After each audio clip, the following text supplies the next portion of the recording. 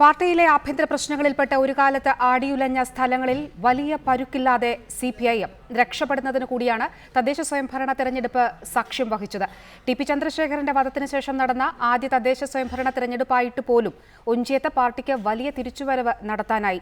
പാലക്കാട് ജില്ലയിലെ കണ്ണാടി പഞ്ചായത്ത് അടക്കം പിടിച്ചെടുക്കാനായത് വിമതത്വ ഭീഷണികളെ മറികടക്കാനായെന്ന ആത്മവിശ്വാസം സിപിഐഎമ്മിന് പകരും.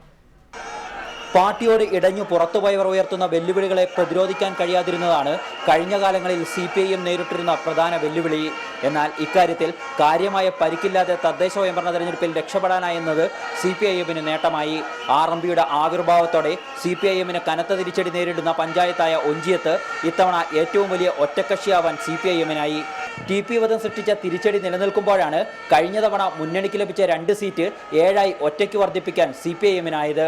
ആർഎംപിയുടെ സീറ്റ് 8 നിന്നും 6 കുറയ്ക്കാനും സിപിഐഎമ്മിനായി.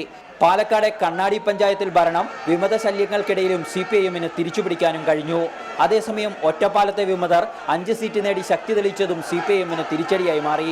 എം.ആർ. മുരളിയുടെ JVS കഴിഞ്ഞ തവണ വിജയിച്ചിരുന്ന 8 സീറ്റിൽ 5 മുരളിയുടെ തിരിച്ചുവരവോടെ സിപിഐഎമ്മിന് സ്വന്തമാക്കാനുമായി. എന്നാൽ മലപ്പുറം നിലമ്പൂരിലെ വിമതർ 2 സീറ്റിൽ ജയിച്ചതും 6 രണ്ടാമതെത്തിയതും സിപിഐഎമ്മിന് തിരിച്ചടിയാണ്. ഇവിടങ്ങളിലെല്ലാം സിപിഐഎം 3-ാം സ്ഥാനത്താവുകയും ചെയ്തു. വിവിധ ബ്യൂറോകൾക്കൊപ്പം റിപ്പോർട്ടർ കോഴിക്കോട്.